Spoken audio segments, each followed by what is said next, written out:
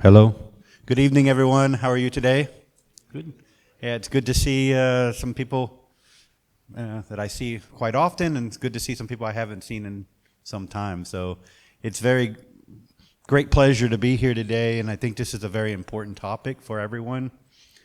I know it's Friday evening, but we have the pleasure to have a special guest who's an expert within this field of topic.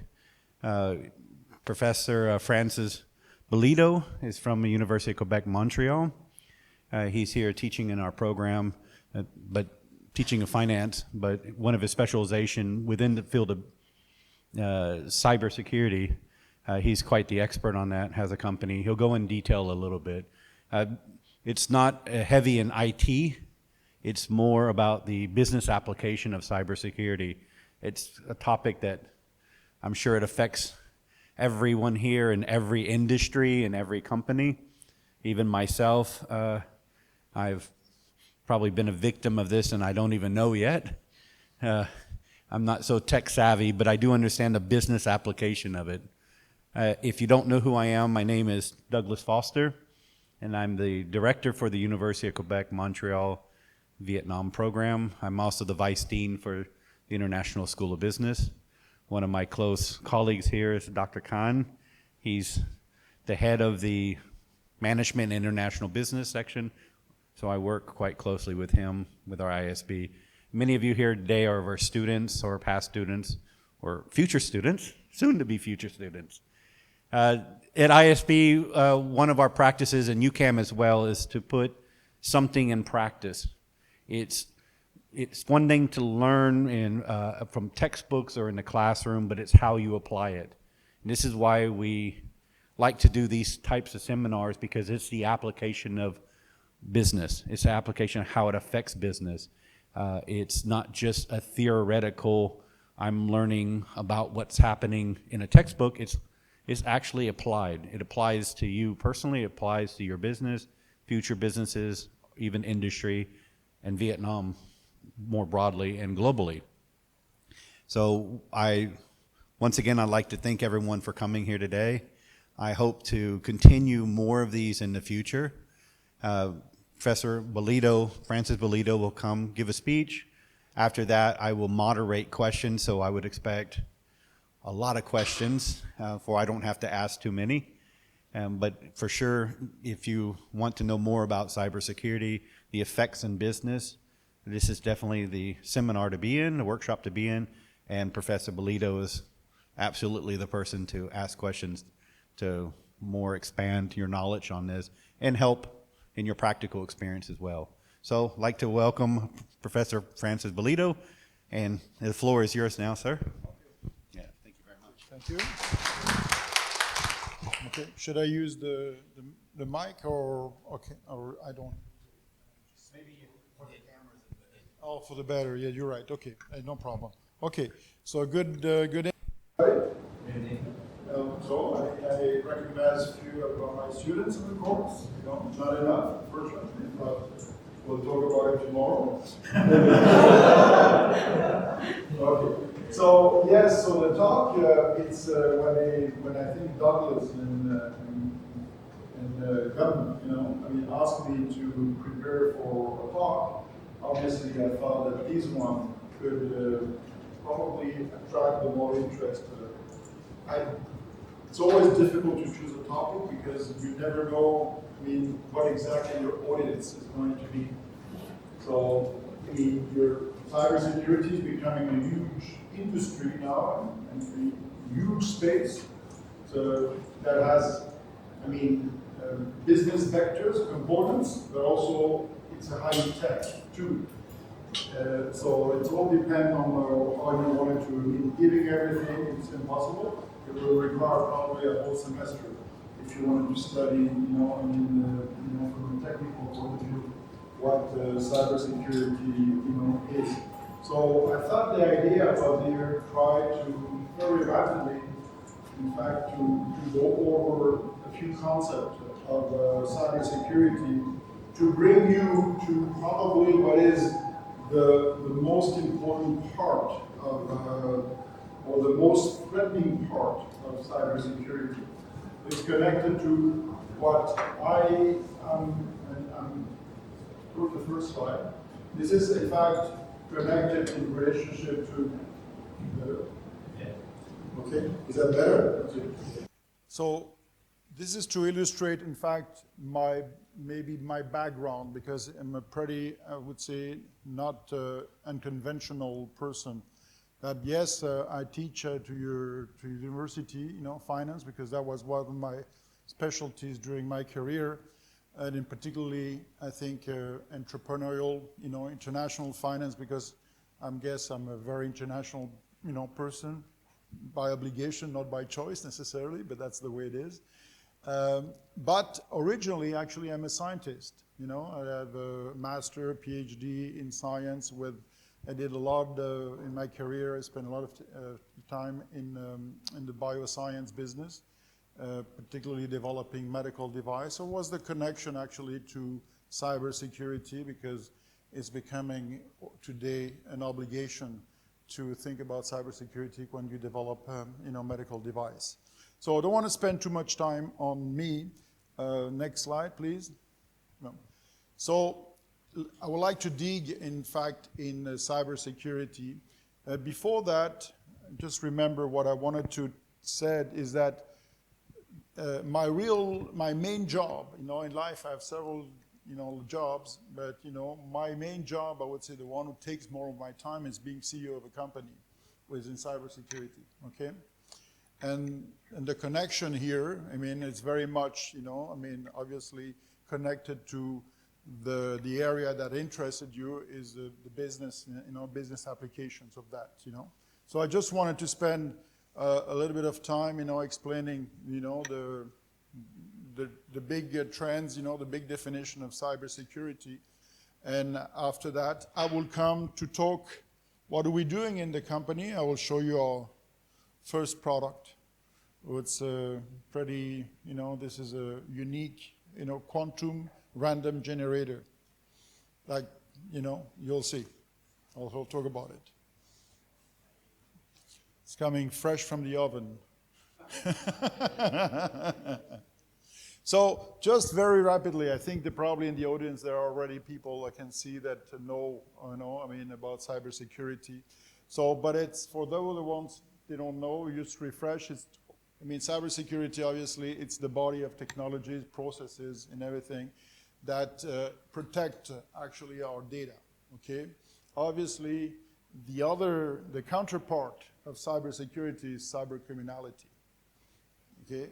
And cybercriminality almost developed in parallel to the development of, IT, and in particularly, I think, the development of the internet.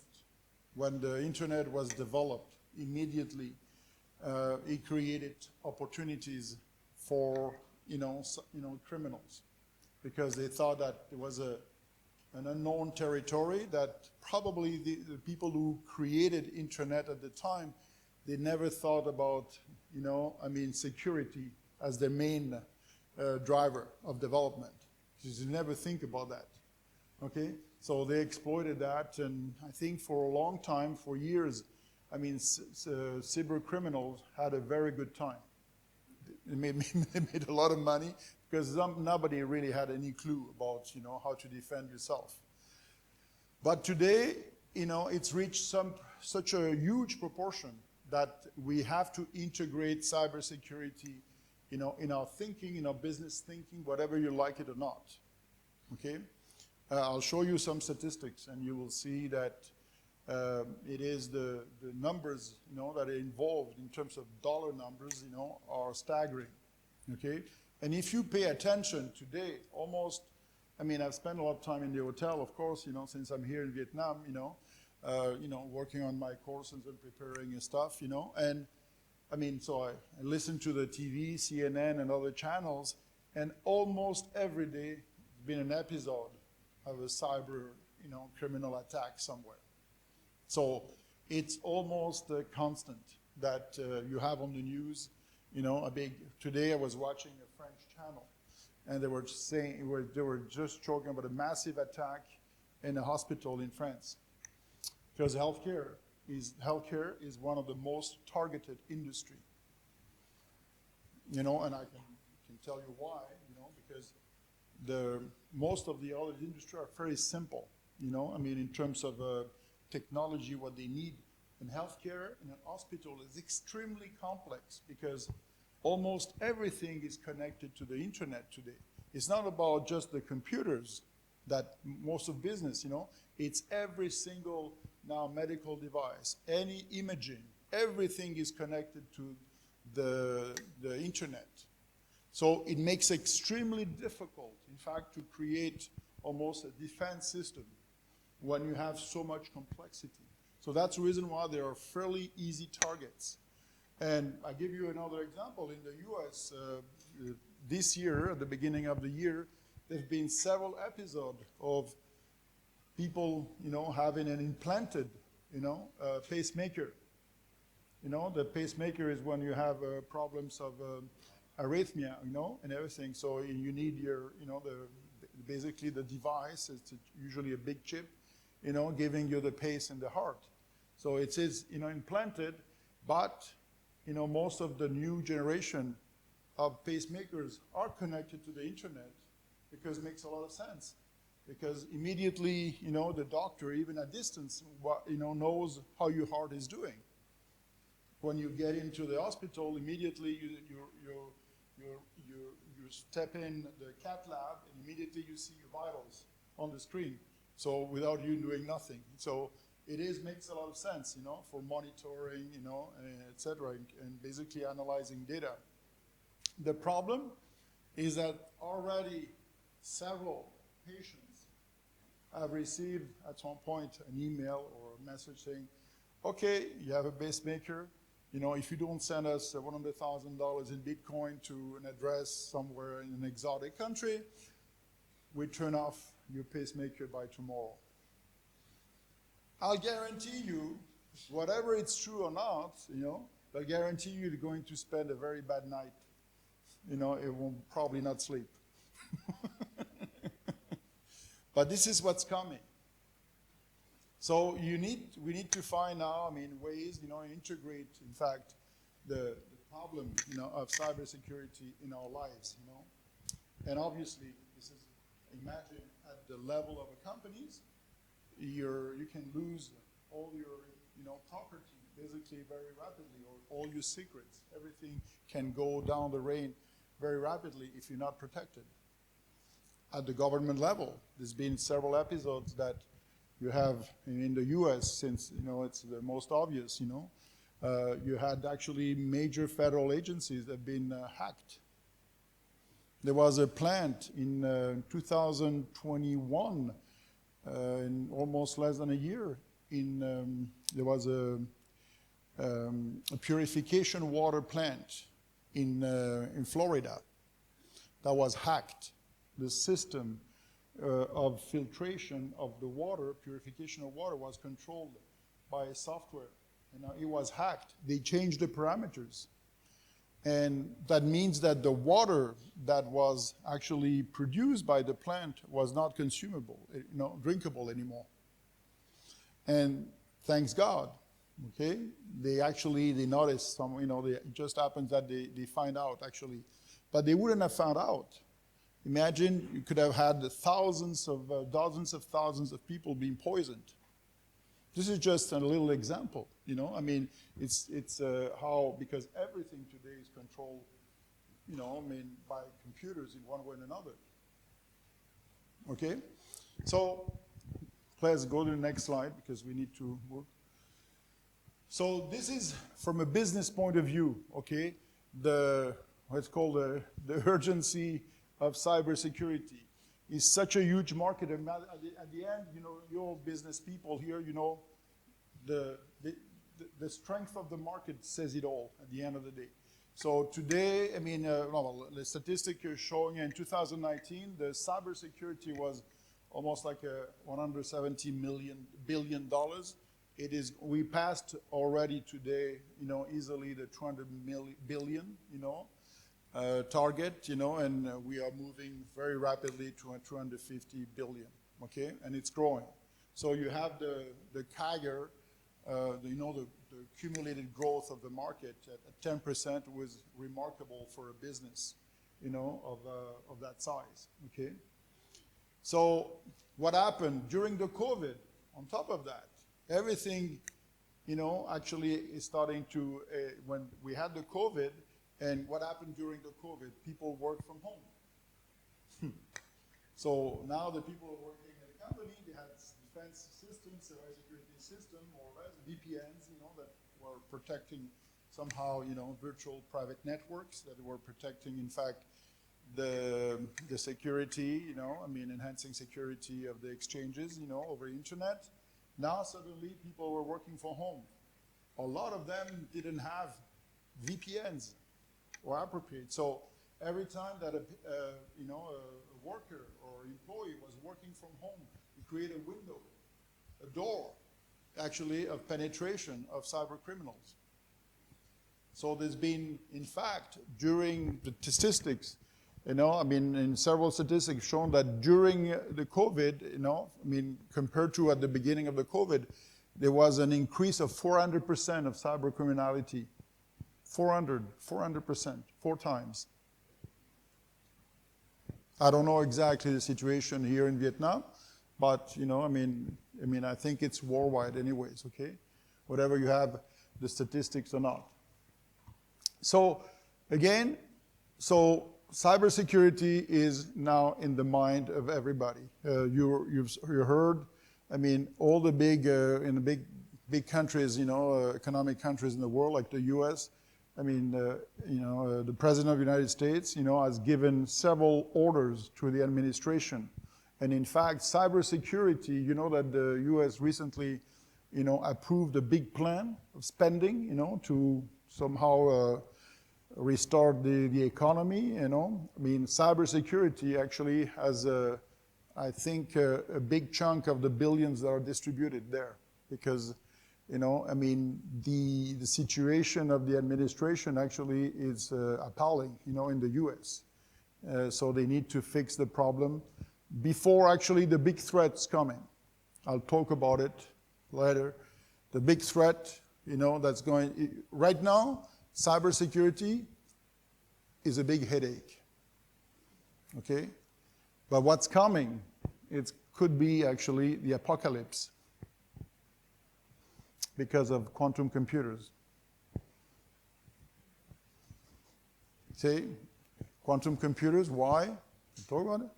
Quantum computers have the power, it's a revolution, in our technology, a real revolution, because you need the famous, the nice, the cute robot that you see in movies. Well, we know that it's science fiction, but with quantum computers and associated with artificial intelligence, you'll be able actually to have real, these robots, will be actually become more and more real. And will able to mimic way more, actually, human behavior. But independently of that, I was just showing it's a big revolution. In terms now of cybersecurity, the first generation of the quantum computer is expecting to have several million times the calculation capacity in factoring, for example, of our best computers today. Okay? Several million times the power of calculation. And the second, third generation, we'll talk about trillions of times the capacity of calculation. That means that they'll be able to crack all the keys that we have, encryption keys that we have in our internet and everything in a fraction of seconds. So if we don't do nothing in everything, it will be a sort of open bar. Okay, everybody will be able to get into your computer, look into your finance, so finally somebody will say, "Oh, no, he lied to me. He thought he was a millionaire." No, he's not. For example, yeah.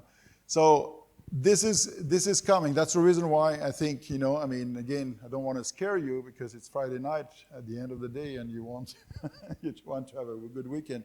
But it's a little bit, it's really scary. At least what needs to be done. Nobody knows when these computers, the quantum computers, are going to be mainstream. Okay, that's the big unknown, because there is a lot of BS, a little bit also said, in the news about that. There's a lot of people say, oh, we have already a computer or is ready to commercialize, and when you're starting to look at, well, still pretty far from it. Or they forgot to tell you that it needs to operate at minus 70 degrees, okay, for example. That's well, not everybody can operate a computer at minus 70 degrees from his condo or his house. Anyway, so that's, but I'll say a few words, down the road again about that. So please go to the next. So this is a series of statistics, that shows you, what I said. It's a very recent report, from it's a NASDAQ, type of report on cybersecurity. You see, this is data actually collected in 2021, so it's extremely recent. That's the reason why I thought I took that report as a good reference. You see that almost like in numbers of incident per industry, okay, almost everybody was affected by every single industry, more or less. And this is a series of type of attacks, cyber attacks. When you look, in different reports, there is, a long series of different attacks. And we'll talk about it, because at the end of the day, you need to understand which ones are probably the most, I would say, dangerous, okay, than others.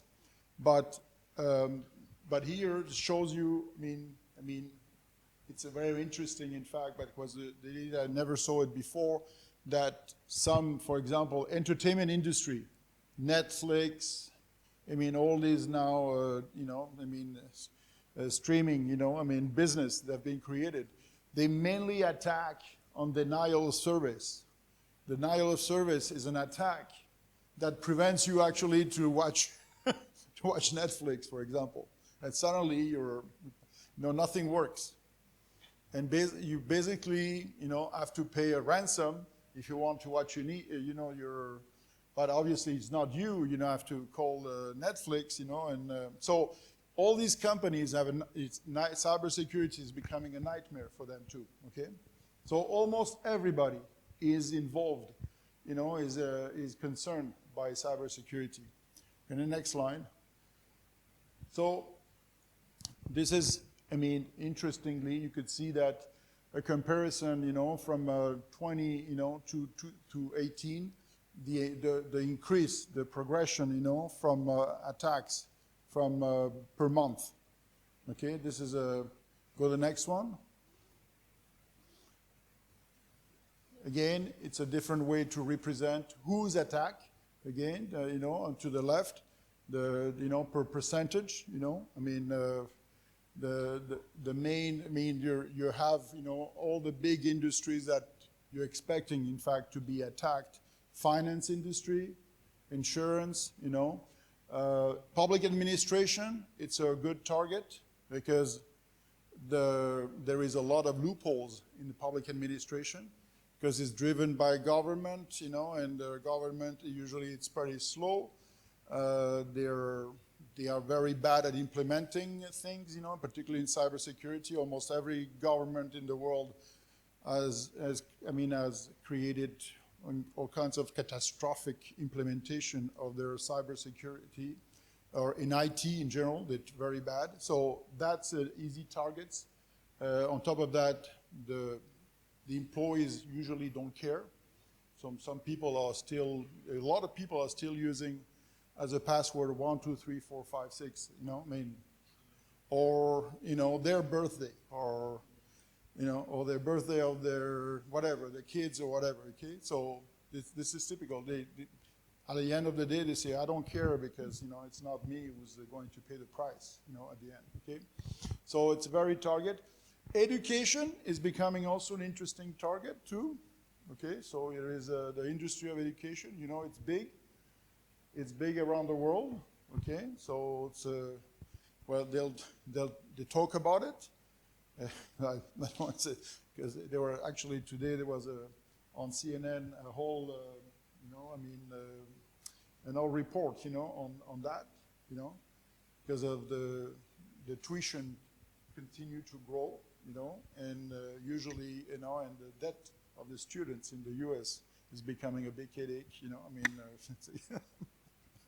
apparently it doesn't affect the universities, but everybody else. But, So, and here you have, again, another way to look at, percentagely, what are the kind of attacks, the type of attacks, that the type of cyber criminal attacks that they're used by the criminals, okay? Go to the next. However, as I said at the beginning, I think the governments, this is obviously data that's been coming from the U.S. You look at the spending, of the U.S. government. They're responding accordingly. I think they understand the threat. And as I said, cybersecurity now, it's every time that you see from the major Western countries, a head of state, talking about the future in the world they're focusing, every time now I have to say that almost everybody, mentions cybersecurity. So it's good news. And it's good news for business. That means that there is a lot of spending from the federal government, so that creates opportunity of business. Please. Also, the investment industry is also looking at it. This is in the past 10 years, that shows what the VCs, the venture capital, who are looking typically, the venture capitals, for the ones who don't remember, they are typical, sort of investment boutiques, that invest mainly in high-tech companies that have a high potential, high risk, but high potential of growth, okay? So look at there is and this is numbers probably, US only. There's been $39 billion invested in the past 10 years in startups in the cybersecurity space. And it's one way and another, actually, to know what's going to happen, is to follow up, what the VCs are interested, because there are mainly, high professionals in one area, and they know this market or the industry very well. So that's another. Okay, numbers of deals also, I think, spectacular. Growth in the past 10 years. Go forward. To the point, that's another interesting statistic. When you look at now IT in general, okay, and the spending, the companies, that it used to be significant, the spending of companies, in IT, that the growth, actually they're spending more on cybersecurity than in IT. And that's really pretty surprising. But I think there is that recognition of the importance, and that's projected actually for the next few years. They're projecting actually growth. You could see that there is a significant difference between cybersecurity spending and the IT spending. Okay, go ahead. So the other interesting statistics on that report was to look at what cyber criminality has as an impact on, so at the end of the day, okay, cyber criminal, but what does it really cost me, these criminal activities? Well, they looked at the data, actually, and there's quite a big difference from one industry to another. But, so if you go to the left here, it's the industry that, as I mentioned at the beginning, it's probably the most target industry is healthcare, because for different reasons. One is it's an easy target because of the complexity. It's very difficult to defend healthcare, because an hospital typically. And on top of that, it's very lucrative because when you look at the value of all the stolen assets from one industry to another, the one who comes at the top is patient health records. That's the most expensive and more lucrative for a cyber criminal.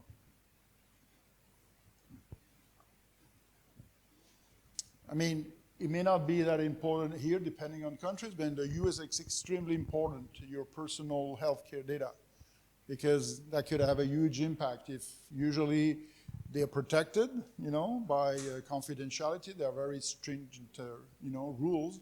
However, if they are communicated, for example, to insurance or all this stuff, it can have a huge impact actually on the, for example, in what you're going to pay the prime. It could have a big impact on the cost of healthcare. Okay. So you see, so this is, and you see from again to 2020 to 2021, big increase, again on cyber criminality. Go ahead. So where did these, where did this cyber criminal come from, or cyber attack? Well, as you guys know, because there's been all kinds of information, on news, it comes from all kinds of people, okay? And not everybody is the same here, okay? You will see, in fact, go ahead on the next one, because you can classify almost the threats or the attacks. What is spectacular, of course, that you can classify based on the resources that they have, okay? The type of organization that does the job, the criminal job, whatever, and also the funding that they have. Because in many ways, cyber criminality requires actually development. Sometimes actually to crack, a system, it requires month of work. And not only from one guy, but a whole team, and almost an army of, It looks like you already done that. You're a nice hacker too. You're smiling. Good. No, but it's exactly what it's exactly that, in fact. And that's the reason why I go back to the other slide. You see that so we have that idea sometimes because we watch the movies, we see, you see the crazy guy, and like they're in the computer and everything, basically typing very fast and boom, resolving the problem in a few seconds. Well, it's like many times in the movies, it doesn't happen that way, in reality. Yes, I know. So you see that, in fact, there even have governments that actually have put cybercriminality almost like a strategy. Well, I won't quote your neighbor, but we know, for example, that North Korea is heavily invest in cyber criminality. They have actually universities, of students, doing that, that's definitely, it's a big scale, very big scale. We know that Russians are very good at that too. Ukrainians too. Yeah. But, so there is governments are directly involved through raison d'etat, the reason of the government, for strategic, they're always, heavily involved in cyber, they call it cybersecurity from their side, but in fact, I should say that, I'm going to say that because it was said actually on an American TV by a high specialist, a well-known specialist of cybersecurity in the world, in the US. When she was interviewed she was a lady, was interviewed by a reporter for 60 minutes. And what she said is that, well, yeah, the Americans can cry, but historically, by far, the big cyber criminal as a state was the US. The USA has been involved in many, cyber criminalities, that was under the defense, under strategic, the arm, basically, it's a military almost, because You can always put that as a military sort of a strategy, okay? And you know that the implication also in military cybersecurity are huge, because the next wars are not going to happen really in battlefields. It's going to be, around computers. Oh, absolutely. Because the one who controls, imagine, if you manage to control the other, system of communication, you're done. That's it. Because you're basically take control of all the weapons. Because every single, weapon soon will be connected to the internet in one way or another. So the repercussions, are mind-boggling. Okay. So when we talk about that, so you could see that go to the next. You can almost classify basically the threat, the cybersecurity threat, in three categories: unstructured, structured, and highly structured. And implies actually usually, the unstructured is typically the single guy, or very small of a club of hackers. You say that, okay, let's play, that's what it used to be. Okay, so usually these one, they have no funding, they're not necessarily funding, maybe they're lucky they're going to get some ransom or things like that if it works. Usually they don't do much damage, and they usually they spot very easily, and they always end up having problems with the police or not, at that level. Okay, if they're very good, they're hired after that by the police. Well, it happens all the time. So, and what these people do, okay, so unless they're geniuses, sometimes every once in a while there's a little genius guy, that spends his time on computers and come out with something that nobody thought. But what they do actually was a main source of cyber attacks is exploiting. You know that today, when you develop applications, a software application, you don't reinvent the wheel every time. So you start from open source, so softwares. Okay, so they're already out there. There are, tons of software that already probably do what you thought that you had an idea when you were dreaming at 3 o'clock in the morning. And suddenly you realize that, oh, that's a great idea, but you realize that, okay, there is already a software, that's been developed. But usually these softwares have to be tailor-made to exactly what you want to intend to do. You cannot use them like that. So you have to work, on them, and tailor-made them. Okay, it's cultured a little bit. The problem is all the open source, almost all of them, have vulnerabilities, and particularly cybersecurity vulnerabilities. Some have been actually created intentionally by the creators of the software, because they said this is another way, in fact, for when you have thinking, long-term thinking, it's when you create vulnerabilities at backdoors, basically you allow down the road, basically to penetrate, in that particular system that's been developed. Okay, so most of these people, they are going to use or exploit, vulnerabilities in open source softwares. Now you have what's called, so this one is unstructured type of attack. Now you're starting to be in the middle here, structured. So that means that you have now very well-trained people, the people that software engineers, that they know what they're doing. They had a lot of experience, and they're looking at long term. And they may already have actually some funding, or they can talk about people that can give them some funding.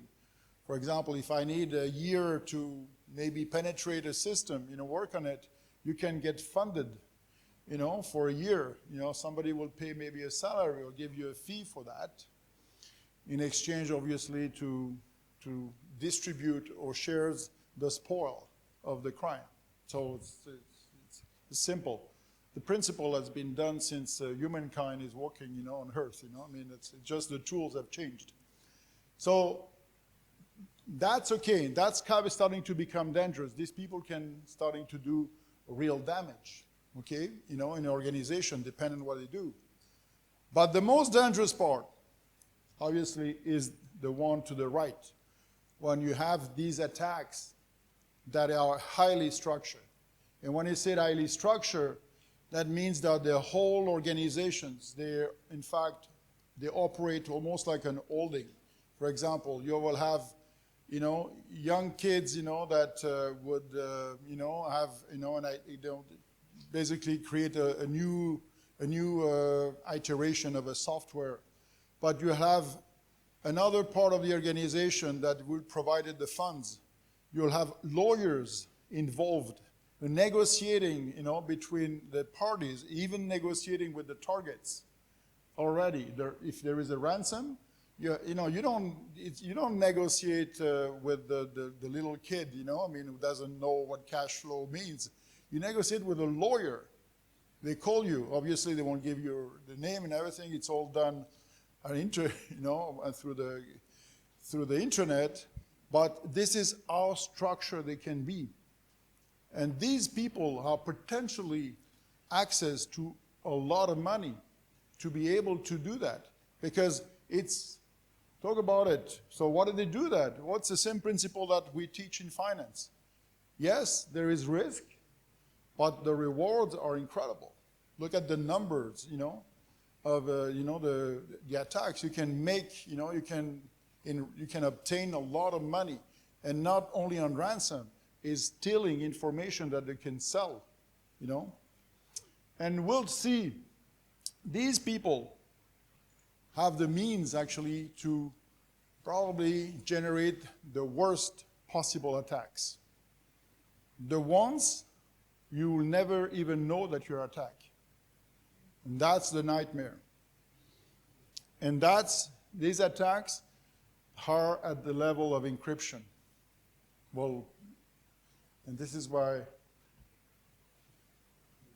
this is the tool you need.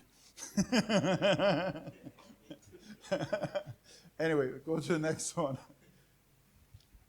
Okay, so this is go to the next one, you know, Shab.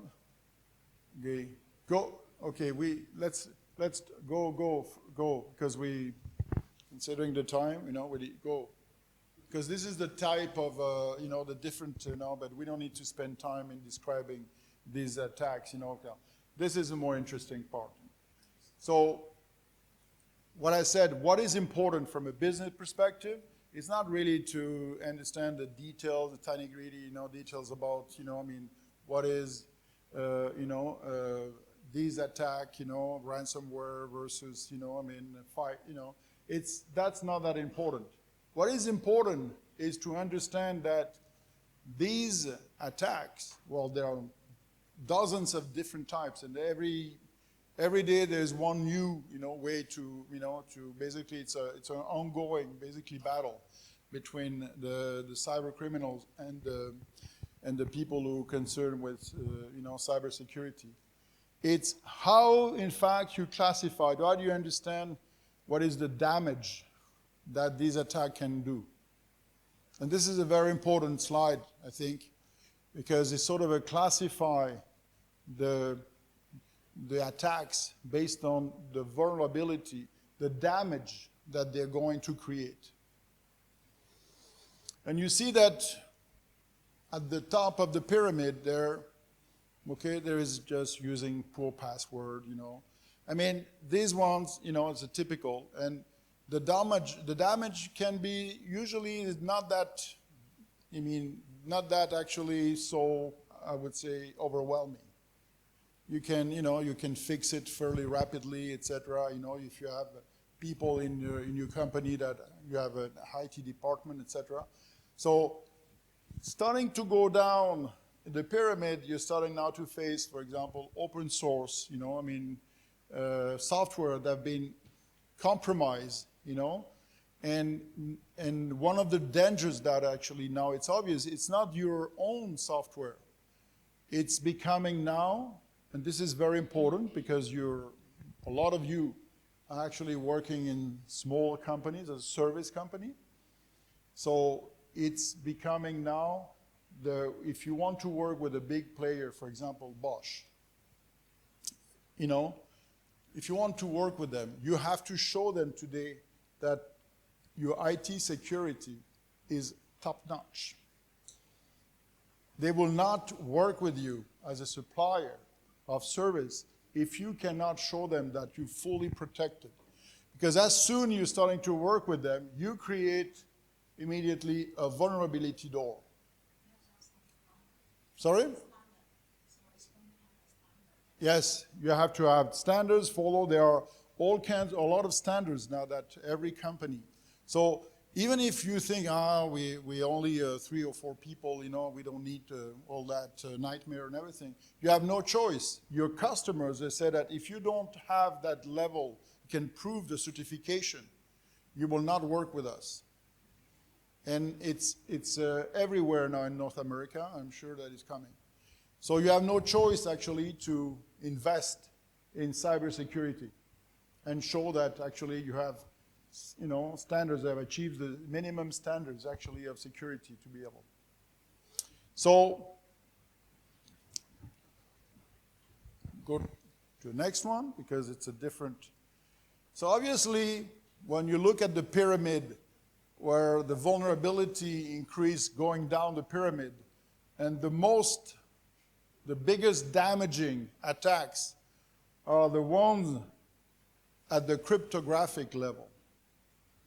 This one is the one who interested the criminal, the most structured one, because in fact the threat index goes down with the pyramid. Okay? This one, I tell you, this is in fact the area where, you know, what I'm focusing, you know, with my company. And the problem here, it's actually today, it is complicated to crack a company that's using the right cryptographic system. But it's not impossible. Okay?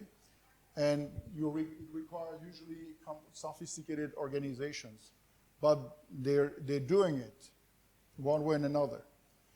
And obviously, I would say that with the quantum computer is going to be a nightmare. Okay, but I'll talk about it. Because you need to understand, I mean, cryptography is a science, very mathematical science, in fact, in itself. But I want to talk about that. Go to the next one. It's here. Okay, so why we talk about encryption? In fact, as you know, encryption is basically the discipline that trying to transform the important data that you want to communicate in a way that it's not, I would say, it's not readable, you know, by a third party that is an unwanted third party. You can, you know, you transmit it to the targeted third party, okay, that the wanted third party, but you avoid the unwanted third party. So there is a whole system of keys, you know, exchange, okay? But all that is controlled by encryption. And encryption actually is not just a word. In fact, it's a concept, it's a science, and it's actually follow a series of different levels of quality. So anything important over the internet, as you can see here, you know, all the security, the internet, without security, the internet will not exist. Okay? Without encryption, the internet will not exist. Because nobody will send anything, you know, I mean, almost everything that we exchange on the internet is confidential in one way or another, at different degrees.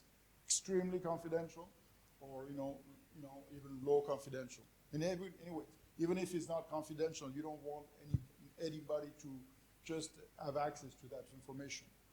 When you want to everybody access to information that you're the greatest guy, you just use Facebook. No, but beside that, you want to select who have access or not to your data. So every single, in fact, communication information over the internet is encrypted, okay? And without getting into the details, most of the systems, like RSA, for example, it's a very sophisticated encryption algorithm, okay? It takes a lot of effort to crack it, but it can be cracked, okay? Now, without getting, again, into a lot of complexity, the quality of the encryption is very important. And that quality, is going to depend first, at the moment where you generate encryption by the seed of that encryption. And the seed of that encryption has to be a random number. In fact, the most important thing, almost in the internet is the random number.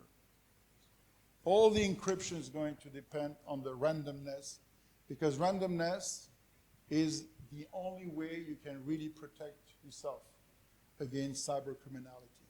It's the ultimate weapon. Because when there is randomness, means there is no predictability.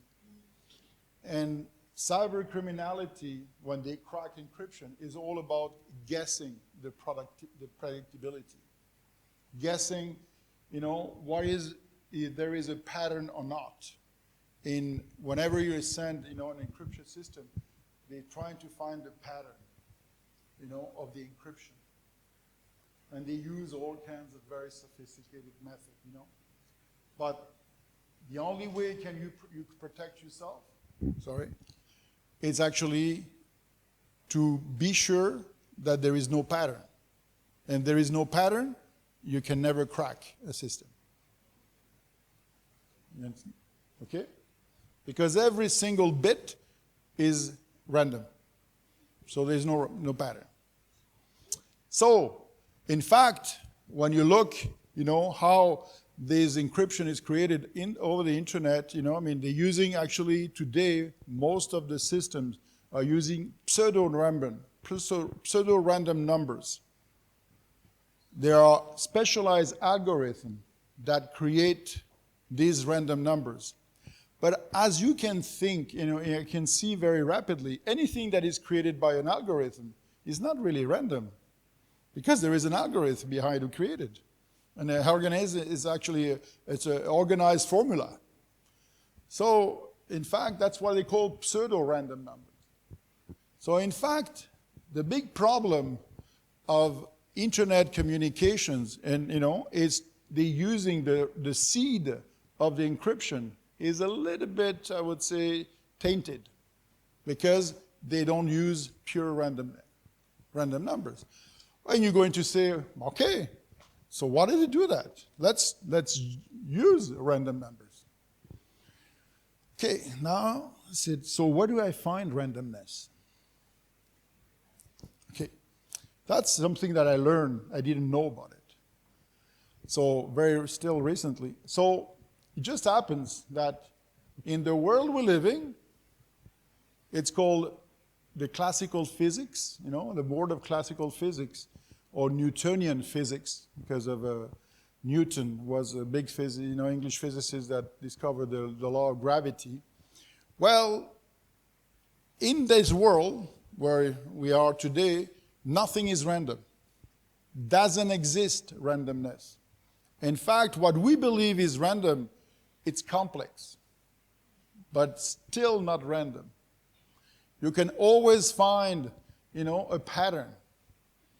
If you spend the time and everything, there will be somehow always a pattern, something that somehow repeated it. I'll say, okay, so what do we do? Well, Thanks God. No. There is actually an area who can produce randomness. It's quantum physics. So, go to the next slide. So here, it's a cartoon. On the website, it's actually animated, so you can see. This is the famous principle of Heisenberg.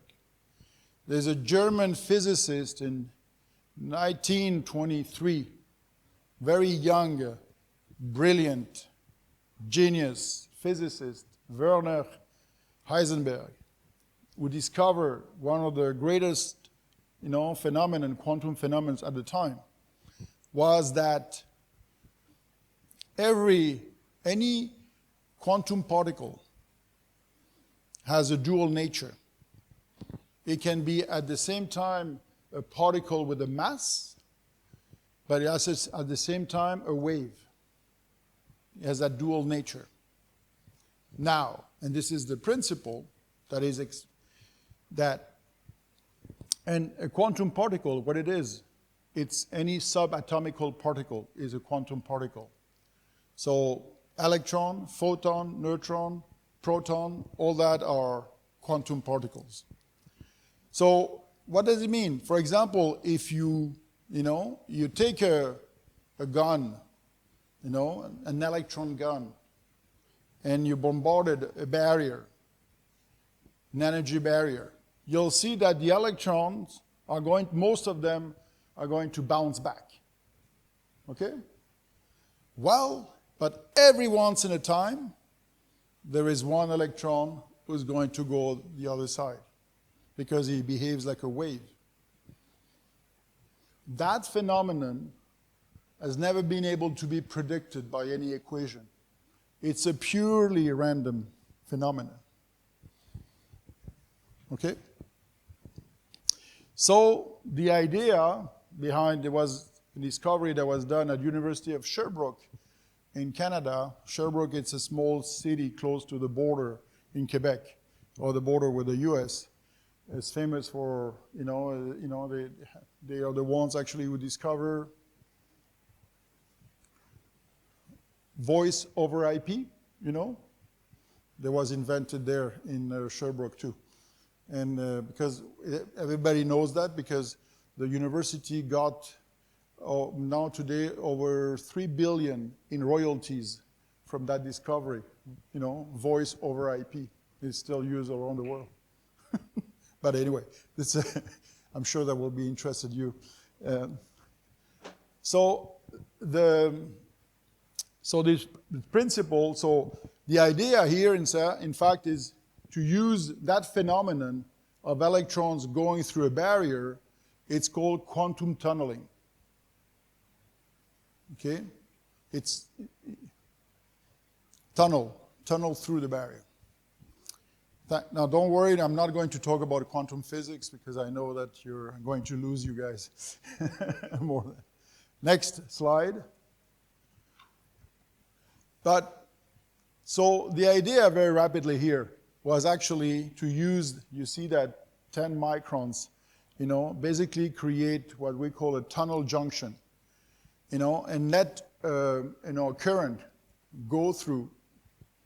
And that current has the incredible property that every electron that goes through at the electron level is time independent. So when you create a normal current, all the electrons are time dependent. You can control. And here, the electron becomes time independent. Can never know when it's going to pass. And that, as you transform that signal, physical signal, and basically digitalize through, go, next. So you transform that, your signal, okay, it's a physical signal, by, signal processing, and you amplify, you filter, and basically at the end, you have, in fact, and you created a source of pure random numbers.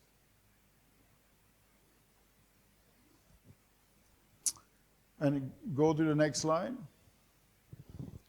So this was an article published, the future of cybersecurity. This is the international engineers, electronics, engineers. It's the biggest organization in the world, of engineers. This is the title. The future of cybersecurity is the quantum random net generator. So truly random numbers will provide an unbreakable tool set for cryptography. So here you have it, the first one, device. In the world for quantum effect, there have been some others using photons, more complicated. But this one, go to the next, is, go the next one, because, okay. This one it can produce almost 2 gigabit of, random per second. It has the highest, basically throughput of all so it will be perfect for 5G, and also when the metaverse coming, we can bring it probably to 100 gigabits per second.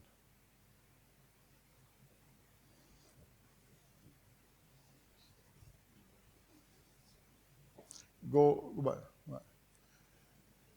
So we have actually one of the good things, and I say that because that's a little bit my specialty. I'm a guy of technologies, and the reason why one of the big, when you develop softwares, and solutions, it's almost impossible to protect them by intellectual property.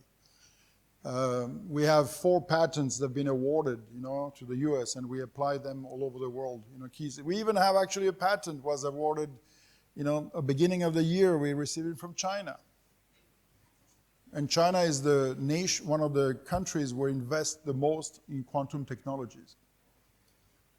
So I think it's a good thing because, we are protecting in China, at least officially. We can sue them there if necessary. Good luck, you'll say, but it's okay. But at least, okay. So go back, back.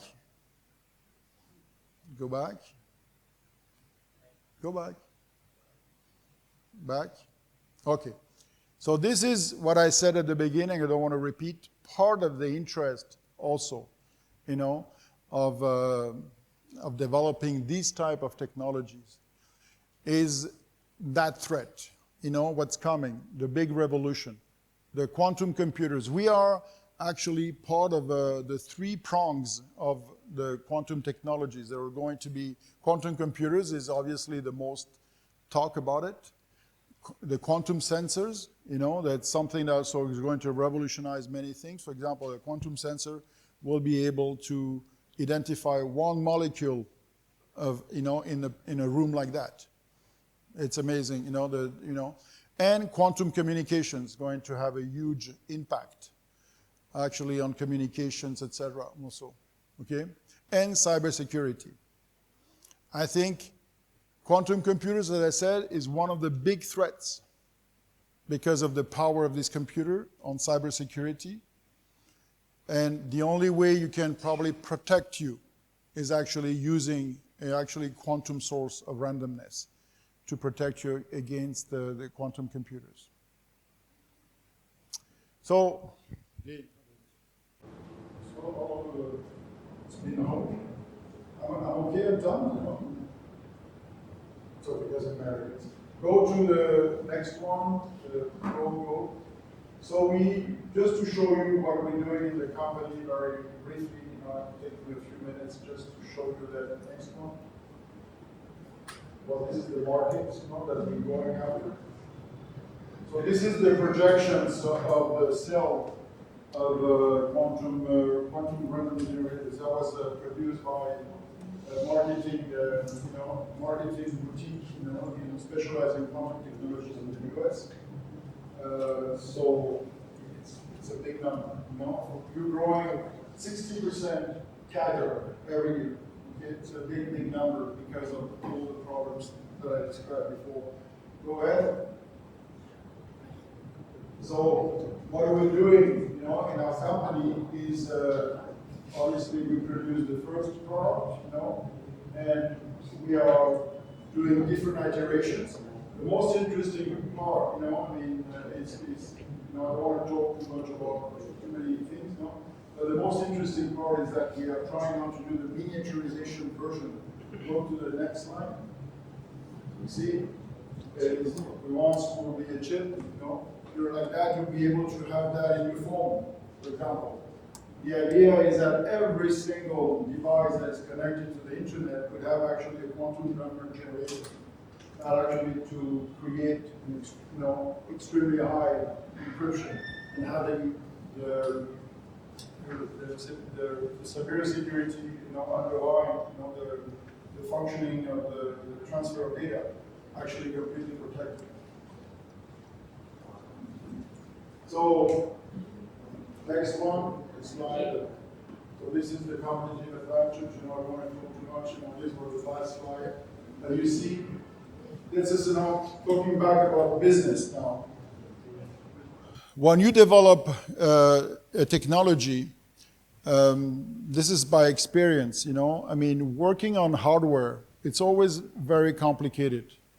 Okay, because you're facing, as you can understand, the manufacturing, supply chain, it's one nightmare after another, and particularly, of course, when in the area of COVID or post-COVID. And ultimately, you will end up always have competition on your back, with coming from different technologies, etc., with trying to eat away your margins, the gross margins. Okay. The idea behind that is the real value for investors, shareholders, comes actually on the application. If I sell these like that, okay, it's fine. But others are going to develop the application with that, meaning, developing encryption, because every encryption has to be tailor-made for the application. The way, it's a complicated field, okay? So what we decided to do is to develop our own application. And what we're doing today, in fact, and announced just before I came here, we are developing, for example, that for the ones who have cryptocurrencies, somebody has, cryptocurrencies, you put them in a wallet. So we have finalized the design of our first hardware crypto wallet with a quantum generator inside. So you will be able to have your cryptocurrencies, in a stick, something that hopefully will be smaller than that, and will be completely protected with a quantum layer. Because one of the low-hanging fruits for us is blockchain and cryptocurrencies. That's why we're targeting it. I have 3 programs running on blockchain. One is actually to come out with a hardware crypto wallet. Another one actually is to create a beacon, for the ones who know the technicalities, a beacon of randomness, that can be extremely useful, in operational, in the transactions that are driven, inside the blockchain. And the third one, and this is the most spectacular one, is going to, using randomness or pure randomness allows you to change the consensus of the way that potentially a blockchain is working. Today, as you know, Bitcoin is one of the first applications of blockchain, is working on the proof of work. Okay, Ethereum is coming with another consensus going to be proof of stacking. Okay, we can actually completely change the random, because all these problems is that that today Bitcoin is pretty safe from a cybersecurity perspective. You know why? It's because it's inefficient. There's so much.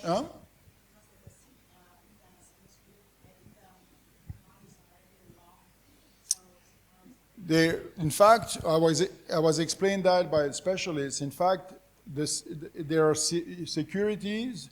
No, the security of Bitcoin is actually explained by its inefficiencies. It requires proof of, as you know, the mining, the proof of work in Bitcoin requires a lot of consumption of power. Okay, so for a hacker to hack a Bitcoin transaction, he will need the same level of power, electricity, to be able to crack. And it's very expensive to get it, or not even feasible.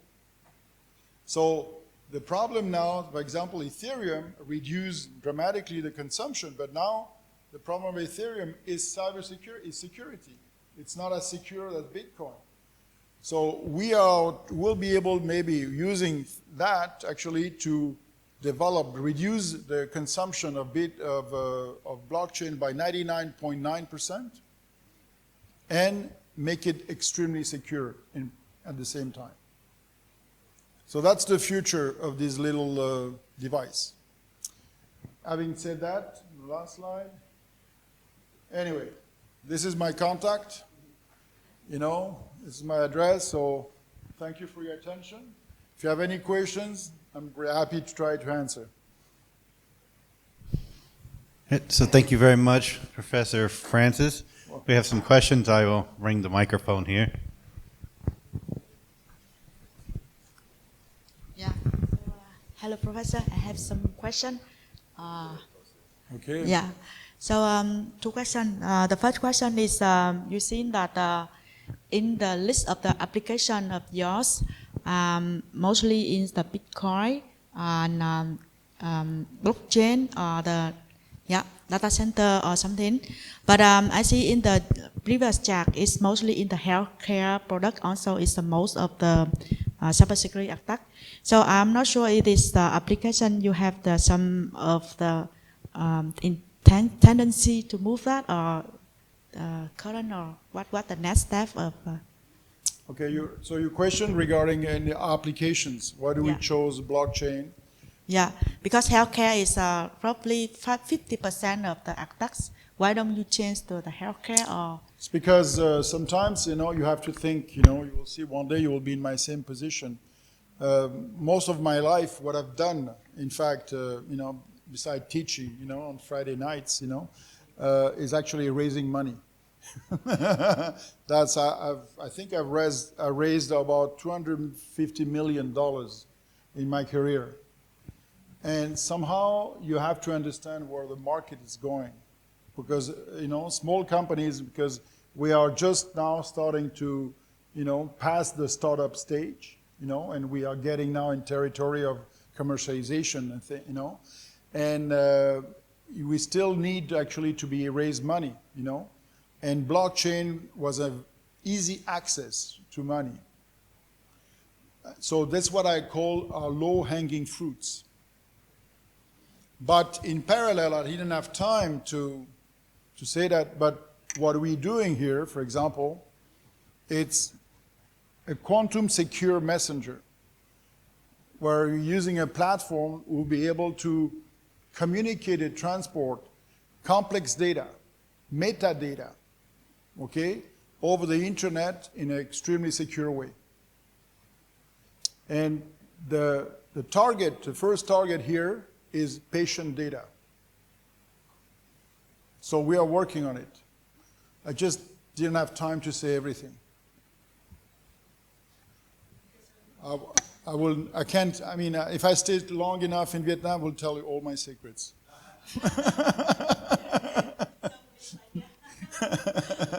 Huh? Stay here, yes, of course. So, another question? Do you see any risk or the challenge you have faced risk or challenge you have faced now or in the future in the market, and do you have the plan to open the in the other location? Well, facing challenges actually, the soup I eat every day. But that's okay. That's normal. When you do this job, that's what you're hired for. Because we always, as you know, when you go in business school, we always have these beautiful diagrams, or we predict the future in a linear way. Everything is almost linearized in the future.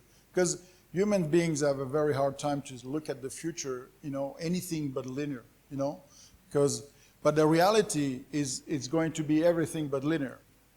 So, and in that movement, around, if you're lucky, around actually a tendency, there is life in the business life. And you always have to recorrect when you see that the direction you thought you were taking, makes sense. A year ago, maybe it doesn't make sense anymore. When I gave you the course, about talk about the future, it's all about what finance's interest is, predicting cash flows in the future and extract basically conceptually the value of something based on the cash flows projected in the future. But as you know, all these projections, after a couple of years, they are linearized. And in all the projections, you can never count on type of the black swans, for example, that we had. The COVID was a good example. Still everybody knows about it. That, nobody predicted that would happen. And it had a huge impact on everything. Business, name it, So, but the reality is, yes, I'm facing challenges. The first challenge is education. I have to educate it. Investors, we are a public company. So I'm educating the investors all the time. That's a big part of my job is talking. Yeah. And they're, but people know cybersecurity is a big issue and everything.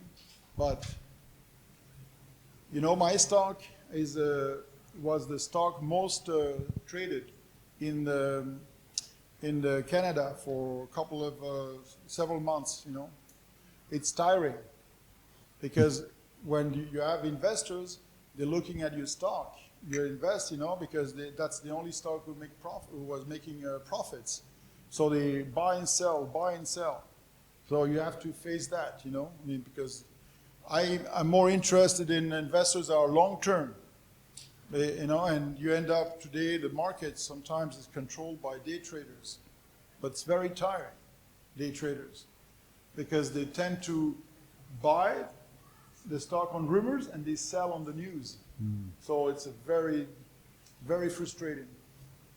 Anyway, so yes, welcome to my world. So for me, coming to Vietnam, talking about finance is vacation. Yeah. I have a question, might be a little bit. Yes. Maybe technical. Not so experienced with quantum physics. It's okay. A whole lot of years. Does this device, is it a bottleneck? Does it slow down the process of data? No, not at all, because it adds to data. Basically, it's created the seed for the other data starting to operate. For example, this is the perfect device for communication on 5G, because 5G is basically data transmitted wirelessly at a speed of 5G per second, gigabits per second. So if you want to encrypt what you transmitted, you need that. In the future, they're already talking about 6G, where you will have actually a speed of transmission of data at 100 gigabit per second. And 7G, it will be 1 terabit per second. That was the metaverse. That's what you need in the metaverse. We'll be living parallel lives in the parallel universe. So hopefully I will not be there anymore. So I'm not that interested in that. I think our world is already complex enough. I don't need an extra word. Because people don't realize that an extra universe means extra problems. So no, it's not limiting. In fact, that's what the device can do. I think that's great. It's actually a big competitive advantage so far, the throughput of the device. Yes, go ahead, sorry. Okay, so maybe it's a stupid question, but I just wondering. I'm just asking that nowadays in the quantum development, who is faster, the attacker or the protectors? Well, depending to who you talk. But, you understand, it's a dialectic. It's a dialectic process. Both feed each other. Yeah. Usually, by definition, cyber security, it's a cyber defense. So you're basically defending, you're reacting to attacks. So I would say, by definition, the attacker has always has a little bit advantage. You understand? And you're basically defending, trying to beef up the defense.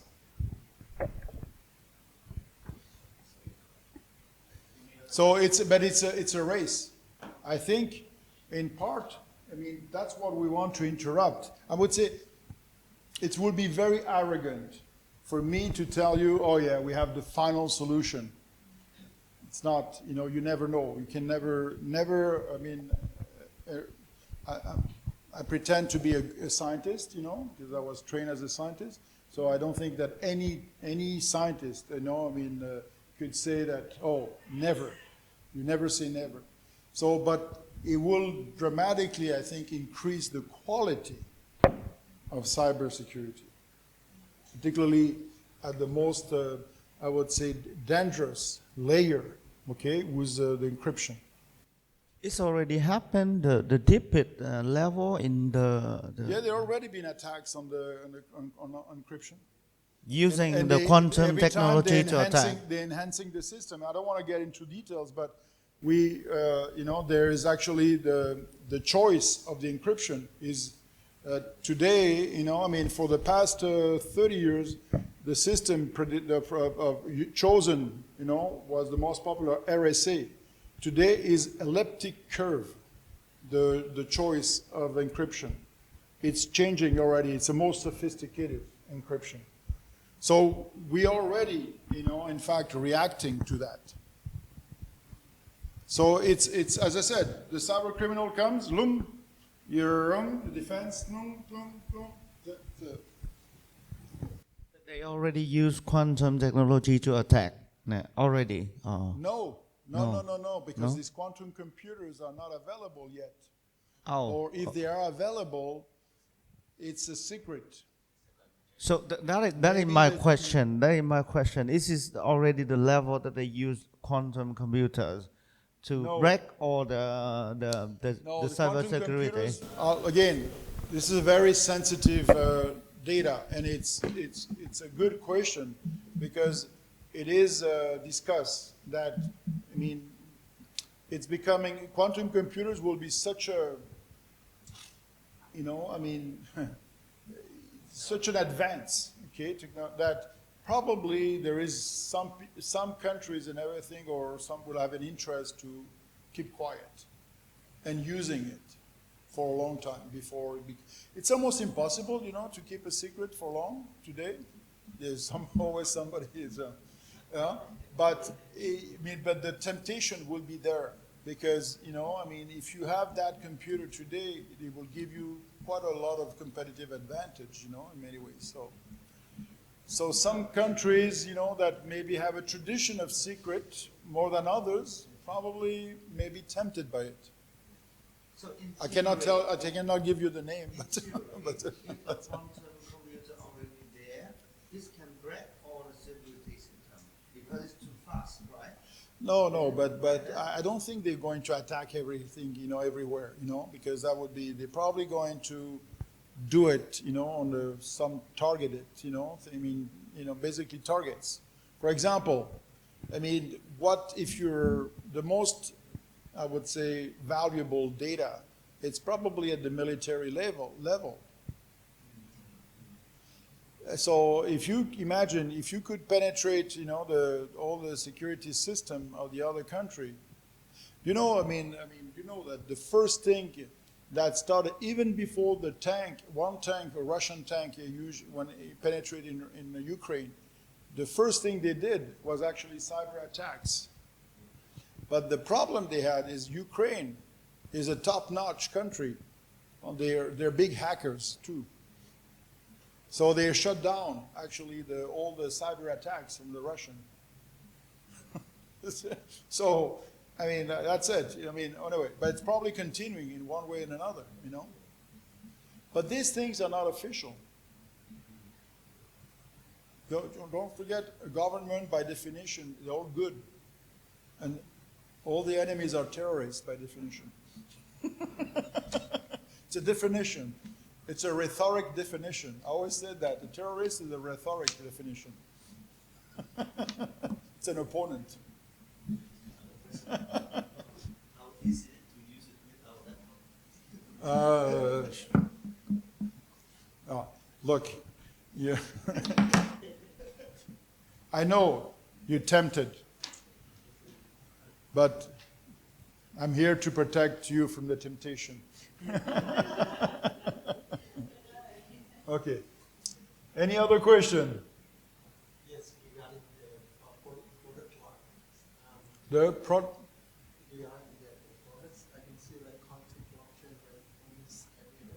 yeah. To assess it, we need to go through cultural QR and Yes, it is. This is the this one. we only have some MBAs and like folks that's other party, third party to integrate to We are developing our application now. You were doing it now in the middle.